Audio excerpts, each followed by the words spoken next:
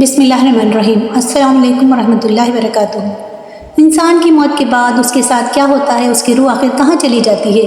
یہ ایک ایسا سوال ہے جس کا جواب آج تک کسی مرنے والے شخص نے اس دنیا میں آ کر کسی انسان کو نہیں بتایا، لیکن انسان جب سے اس دنیا میں آیا اس سوال کی جستجو میں رہا۔ دراصل انسان جب اس فانی دنیا کو چھوڑ کر جاتا ہے تو اس انسان کی روح اس کے جسم اور اس دنیا کو چھوڑ کر ایک ایسے مقام کی طرف سفر کرتی ہے جسے عالم برزخ کہا جاتا ہے۔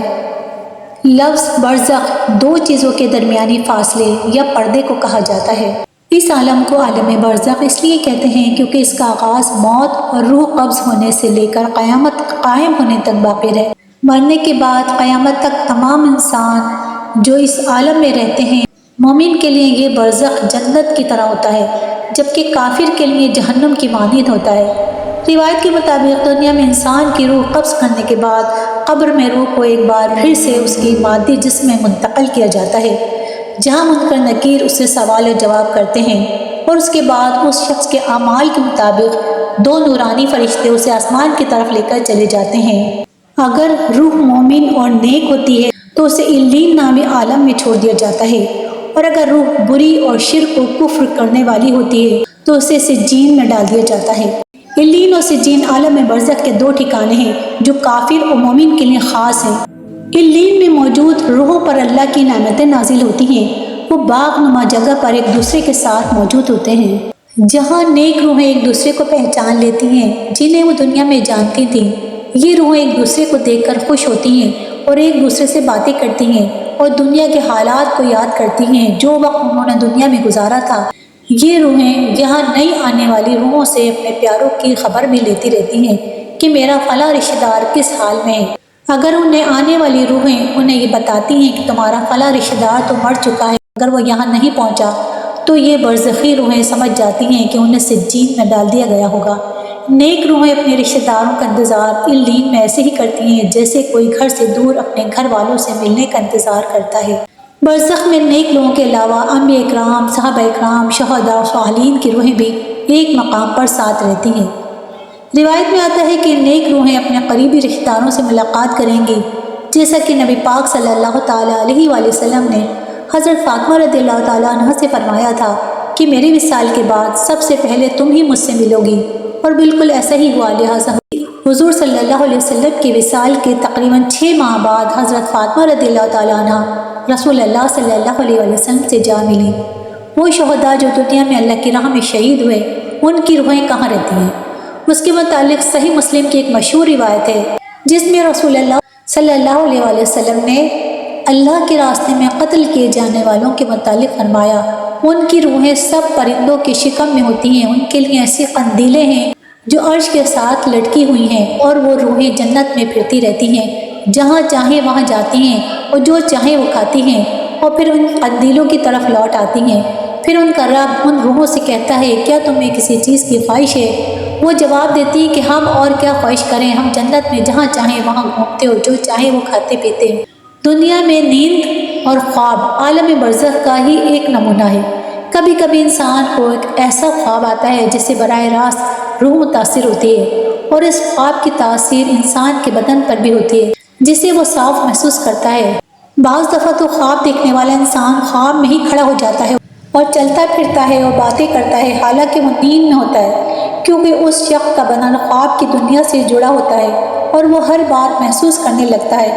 بالکل اسی طرح برزخ میں جب انسانی روح جزا یا سزا پاتی ہے تو اس کا اثر قبر میں موجود جسم پر بھی ہوتا ہے۔ صحیح مسلم کی ایک روایت ہے کہ حضرت زید بن ثاقب فرماتے ہیں کہ نبی صلی اللہ علیہ وسلم بنو نجار کے باغ میں اپنے خچر پر سوار تھے اور ہم حضور کے ساتھ تھے کہ اچانک آپ کا خچر دب گیا، قریب تھا کہ وہ آپ کو گرا دیتا۔ ناگہاں وہاں 5-6 قبریں تھیں۔ حضور نے فرمایا کہ ان قبروں کو کوئی پہچانتا ہے؟ ایک شخص نے عرض کیا کہ میں جانتا ہوں۔ حضور نے فرمایا انہیں کب دفنایا گیا؟ اس نے کہا زمانہ شرک میں۔ تب حضور نے فرمایا کہ ان لوگوں کو اپنی قبروں میں عذاب دیا جا رہا ہے۔ اگر یہ خطرہ نہ ہوتا کہ تم اپنے مردوں کو دفن ہی کرنا چھوڑ دو گے تو میں اللہ سے دعا کرتا کہ اس عذاب سے کچھ تمہیں بھی سنا دے جو میں سن رہا ہوں۔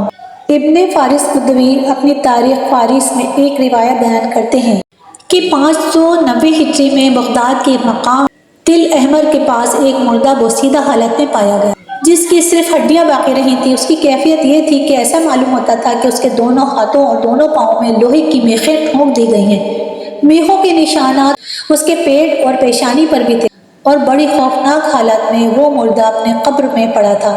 پانی کے بہاؤ نے تل احمر کی زمین کو کھول دیا تھا اور وہ مردہ باہر آ گیا تھا، جس سے سب کو عبرت حاصل ہوئی۔ بعض گمراہ اقوام اور مذاہب کا یہ عقیدہ ہے کہ مرنے کے بعد انسانی روحیں اپنے اعمال کے مطابق جانور یا حیوانات کی شکل اختیار کر لیتی ہیں۔ یہ روحیں دنیا میں ہی چکر کاٹتی رہتی ہیں اور کبھی کبھی روحیں جسم میں واپس دیا جاتی ہیں۔ یہ وہی باطل عقیدہ ہے جسے ہندوستان میں ہندو مت کے لوگ مانتے ہیں۔ یہ گمراہ کن اور باطل نظریہ ہے۔ انبیاء کرام کی تعلیمات ہمیں یہ بتاتی ہے کہ روح جسم سے ایک مرتبہ نکل جائے، اس کے بعد کسی صورت بھی جسم میں لوٹائی نہیں جاتی، بلکہ ان پر برزخ میں عذاب و ثواب ہوتا ہے جو جسم اور روح دونوں پر ہے، خواہ وہ اکٹھے ہو یا علیحدہ علیحدہ۔ بے شک موت ایک حقیقت ہے۔ دنیا سے برزخ و برزخ سے حشر تک کا سفر ہر ذی روح کو کرنا ہے، اور اس سفر کا زاد رہا وہ اعمال ہے جو ہم اس دنیا میں کریں گے۔ لہٰذا ابو ذر رضی اللہ تعالیٰ عنہ بیان کرتے ہیں کہ حضور صلی اللہ علیہ وسلم نے فرمایا، قبروں کی زیارت کرو تاکہ آخرت کی یاد آئے، مردے کو نہلایا کرو کہ فانی جسم کو چھونا بھی بڑی نصیحت ہے، اور جنازے کی نماز پڑھو تاکہ تم کو غمگین کر دے، کیونکہ غمگین اللہ کے سائے میں ہوتا ہے اور نیکی کا کام کرتا ہے۔ اور آخر میں دعا ہے کہ اللہ تعالیٰ ہم سب مسلمانوں کو نیک اعمال کرنے کی توفیق عطا فرمائے اور مدینے میں ایمان والی موت عطا فرمائے، اور جب دم واپسی ہو یا اللہ روضہ رسول سامنے ہو اور لب پر ہو لا الہ الا اللہ محمد الرسول اللہ۔ ناظرین، امید ہے آپ کو ہماری ویڈیو پسند آئی ہوگی۔ اگر آپ کو ہماری ویڈیو پسند آئی ہے تو ہمارے چینل کو سبسکرائب کریں، لائک کریں اور ایک چھوٹا سا کمنٹ ضرور کریں، اس سے ہماری حوصلہ افزائی ہوتی ہے۔ زندگی رہی تو انشاءاللہ ایک اور ویڈیو لے کر حاضر ہوں گے۔ دعا میں یاد رکھیے گا، اپنا خیال رکھیے گا۔ اللہ حافظ۔